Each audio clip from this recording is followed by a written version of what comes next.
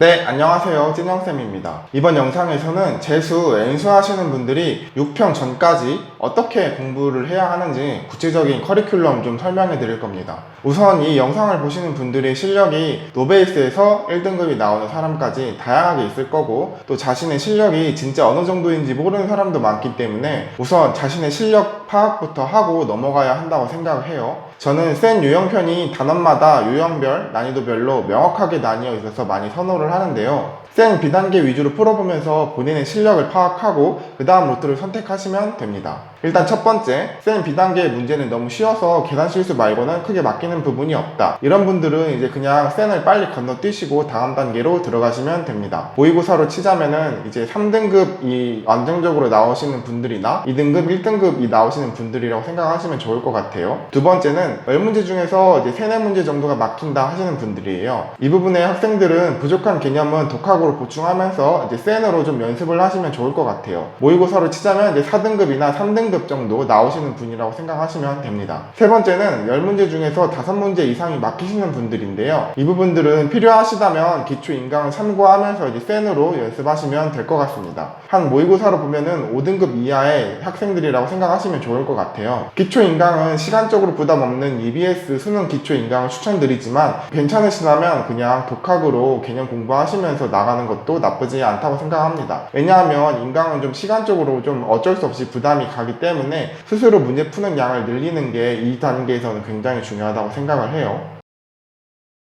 2번, 3번에 해당하는 학생들, 간간히 3등급 정도를 받는 학생들 혹은 그 이하의 학생들은 우선 센으로 기본을 다 잡고 넘어가는 걸 추천드립니다. 근데 이게 센도 수능 범위를 다 풀려면 양이 상당하거든요. 그래서 A, B 단계를 단원마다 다 풀고 넘어가는 게 아니라 수능 범위 안에 있는 모든 A 단계 문제들을 다 풀고, 그 다음에 단원마다 B 단계 대표 유형 문제, 난이도 하 문제를 풀고, 그 다음에는 난이도 중 문제를 풀고, 그 다음에는 난이도 상 문제를 풀면 됩니다. 이렇게 하는 이유는 첫 번째로 센 풀이가 2월 말 정도까지는 마무리가 되고 그 다음 단계로 넘어가야 되는데, 이 과정에서 각 단원마다 전부 다 풀고 넘어가 버리면 시간이 부족해서 하나도 못 풀고 넘어가는 단원이 생길 수가 있어요. 그래서 2월 말까지는 못 끝낸다고 해도 빠지는 단원이 없게 만드는 게 중요합니다. 둘째로, 이렇게 단원을 낮은 난이도에서 점차 높은 난이도로 올리면서 여러 번 반복하면서 공부하는 게 한 번 빡세게 보고 오랫동안 안 보는 것보다 더 많이 남기 때문이에요. 그리고 굳이 A단계까지 풀어야 하나라고 생각하시는 분들이 있는데, 저는 꼭 A단계를 풀어보라고 합니다. 우선 A단계들의 문제 양도 별로 없고 난이도도 쉬워서 생각보다 빠르게 풀고 넘어갈 수가 있고, 이 과정에서 내가 알고 있다고 생각했는데 의외로 구멍이 있는 개념들을 체크할 수 있습니다. 이게 굉장히 중요한 작업이에요.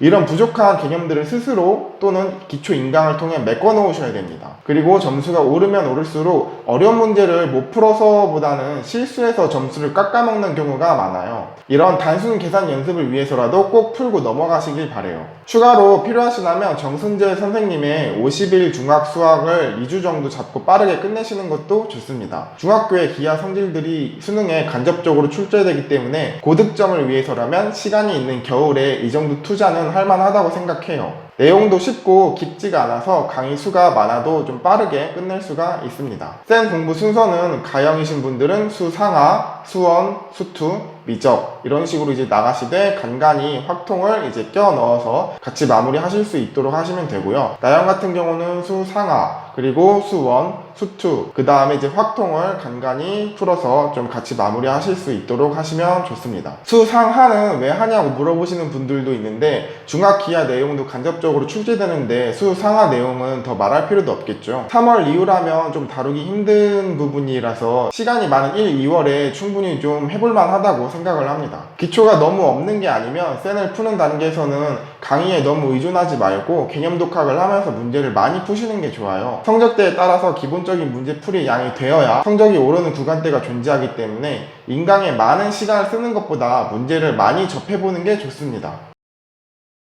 2월 말까지는 센 풀이를 끝내고 늦어도 3월 정도부터는 개념 쌓기에 들어가셔야 합니다. 물론 센 풀이를 건너뛰시는 분들은 개념 쌓기를 들어간 시점이 더 빨라지겠죠. 이 부분부터는 다양한 인강 선생님들의 개념 강의, 커리큘럼을 따라가시면 됩니다. 어떤 선생님을 고를지는 본인의 성향과 실력에 따라서 선택하면 되는데 각종 사이트에서 맛보기 인강을 들을 수 있게 해놓기 때문에 주변이나 인터넷에서 추천해주는 인강쌤들을 위주로 다양하게 들어보시고 결정하시면 됩니다. 제가 추천해드리는 인강 선생님은 현우진 선생님의 시발점, 정승재 선생님의 객대잡, 한성원 선생님의 알파 테크닉 정도 이제 말씀드리고 넘어가도록 하겠습니다. 각 성적대마다 선호하는 인강쌤들이 다 다르고 인강쌤들의 수업 진행 스타일도 다 다르기 때문에 본인이 어느 정도 실력까지 왔는지 어떤 형태의 수업을 선호하는지를 잘 파악하고 고르시는 게 중요합니다. 커리큘럼을 따라가는데 얕게 생각하고 하루하루 인강 진도 나가는 것만 체크하면서 자기만족하는 거는 절대 금물입니다. 진도를 좀 천천히 따라간다고 해도 깊이 있게 이해하고 문제를 풀어도 한 단계씩 진행할 때마다 모르는 친구가 왜 이렇게 풀었냐라고 물어보면은 어떠어떠해서 이렇게 풀었다 라고 말로 표현할 수 있을 정도가 되어야 됩니다. 이런 과정이 이제 기출 분석을 하면서 수학적 사고력을 키우는데 기반이 될 거예요. 개념 쌓기가 끝나면 이제 기출풀이 단계에 들어가야 합니다. 기출도 우선순위가 다 다른데 우선 1순위는 수능평가원 기출문제, 2순위는 교육청, 사관학교, 경찰대 기출문제. 이제 여기까지 다 했으면 유명 사이트나 인강쌤들의 엔제, 실무 등을 하시면 됩니다. 기출을 분석할 때는 인강을 활용하시면 좋은데 기출 분석이라는 게 뭔지 잘 모르시는 사람도 많다고 생각해요. 우선 기출 분석 인강을 듣기 전에 내가 들으려고 하는 부분까지 내 방식대로 문제를 풀어보고 강의를 들으면서 내가 쓴 풀이와 강의에서 알려주는 풀이가 어떻게 다른지 비교해보는 겁니다. 이 과정에서 내가 쓴 풀이는 샤프로, 인강쌤이 알려주는 풀이는 빨간펜으로 보기 쉽게 비교하면 그 차이를 알아보기 쉽겠죠. 이 과정까지 해보고 기출 분석이 이제 체화되면은 그 단원의 기출 문제를 많이 풀어보시면 됩니다. 개념을 공부하면서 한 단계 한 단계 진행할 때마다 그 이유를 물어왔던 습관이 기출 분석을 하면서 수학적 사고력을 키우는데 많이 도움이 될 겁니다.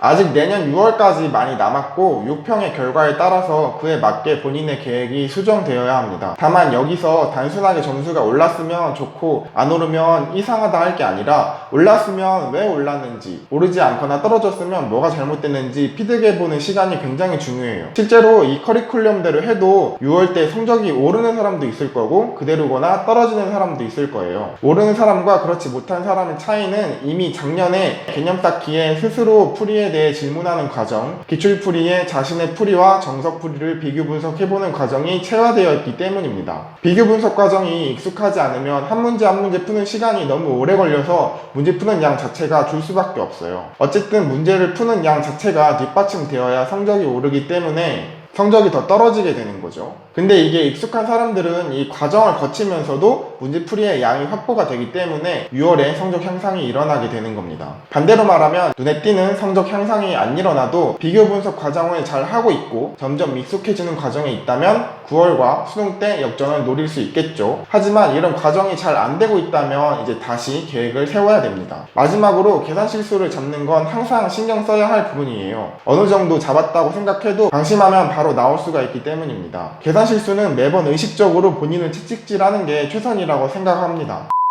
재수, N수생을 위한 커리큘럼으로 최대한 자세하게 영상을 만들어 봤는데요. 이 영상은 이 정도 하고 마무리하도록 하겠습니다. 도움이 되셨다면 좋아요와 구독 부탁드리고 이 영상에 대한 내용은 요약해서 제가 제 페북 페이지에 따로 정리해서 올려놓을 계획이니까 항상 가지고 다니시면서 보시면 좋을 것 같아요.